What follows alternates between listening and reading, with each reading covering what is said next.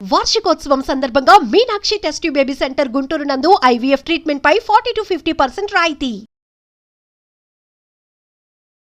నమస్తే రమగారు. నమస్తే జయ.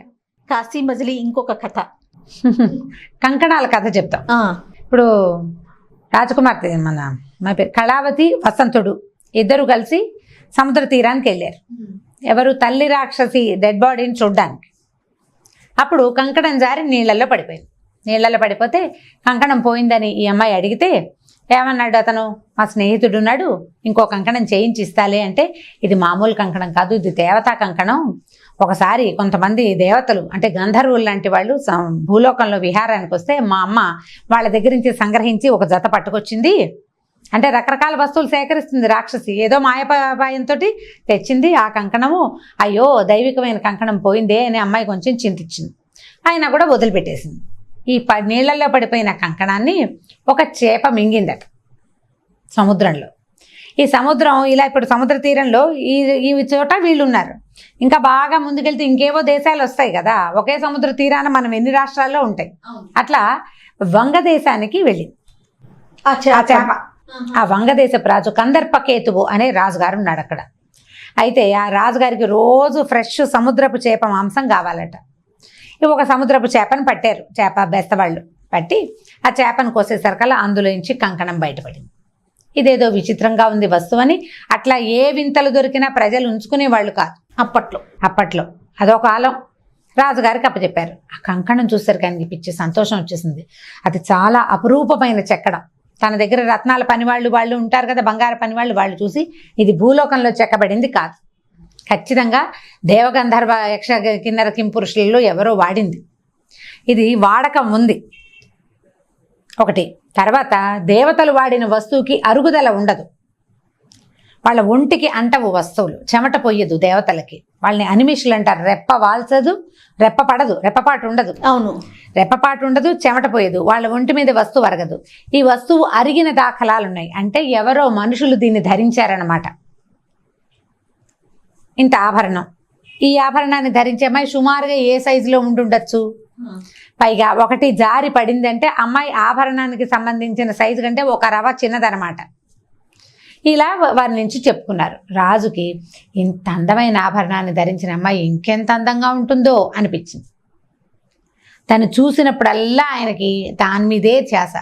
ఒక మహాసౌందర్యవతిని ఊహించడం మొదలుపెట్టాడు. అన్ని కడుపు నిండిన బేరాలన్నమాట ఇవి. ఏం పని పాట లేదు.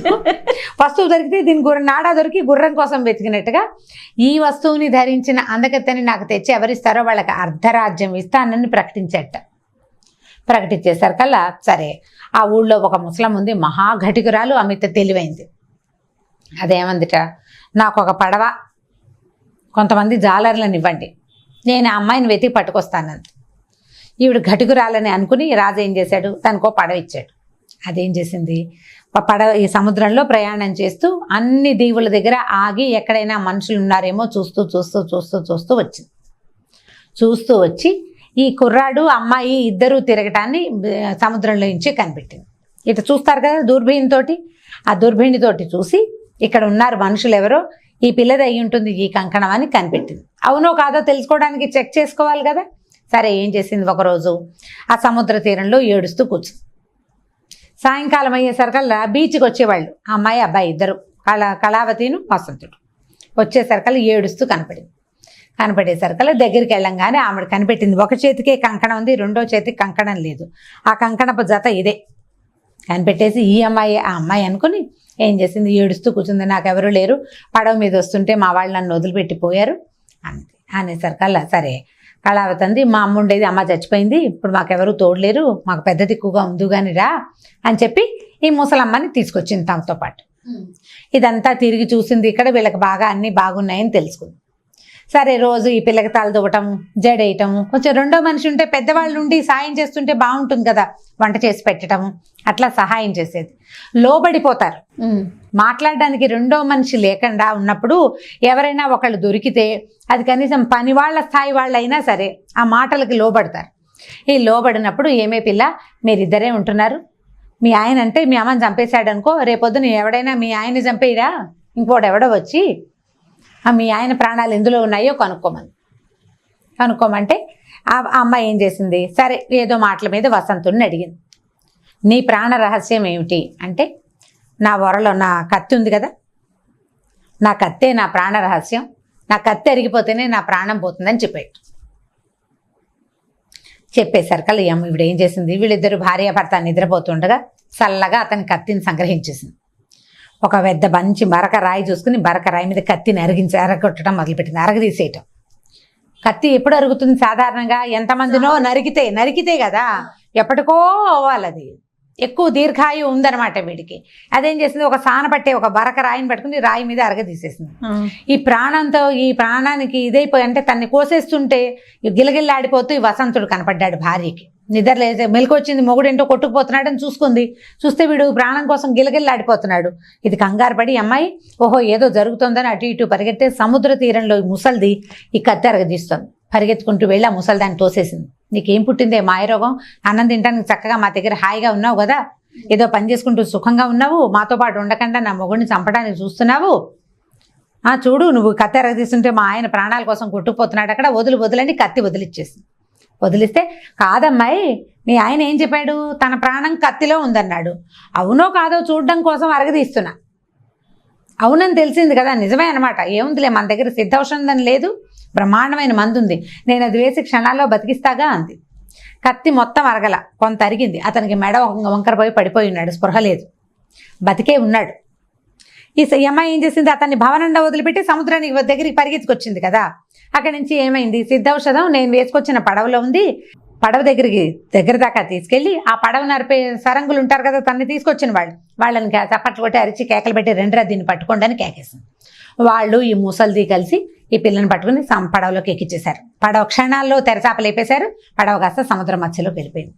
ఈ అర్ధ ప్రాణాలతో వసంతుడు ఆ కోటలో మిగిలిపోయాడు.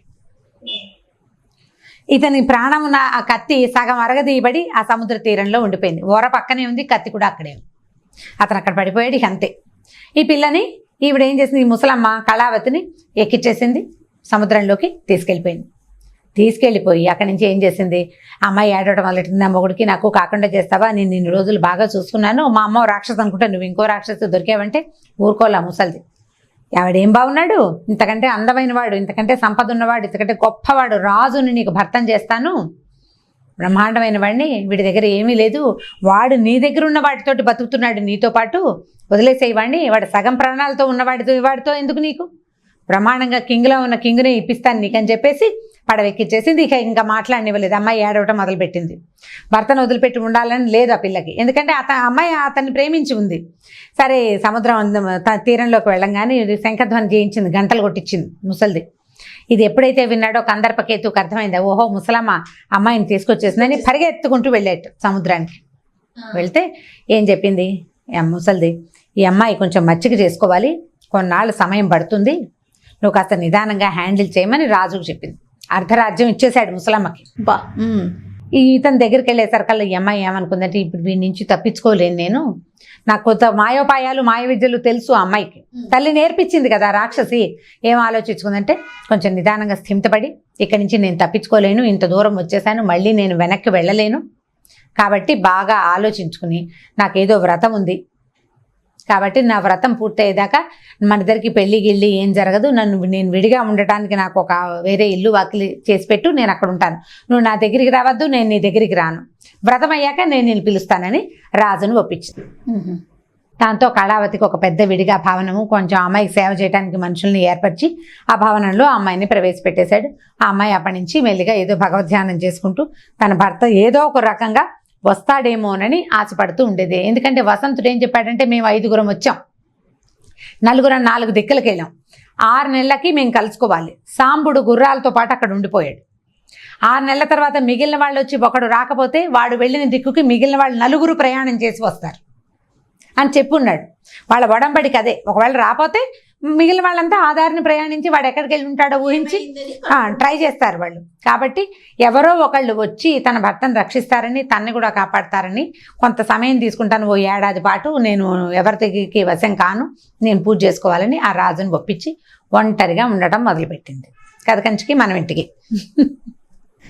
రైట్ రామ్ గారు. ఓకే, నెక్స్ట్ ఎపిసోడ్స్ లో మళ్ళీ ఇంకొక రెండో వాడు రాముడి కథ చెప్పుకుందాం. వచ్చే భాగంలో రాముడు ఉత్తర దిక్కుగా వెళ్ళిన రాముడు ఎలా వెళ్ళాడో అక్కడ ఏం జరిగిందో.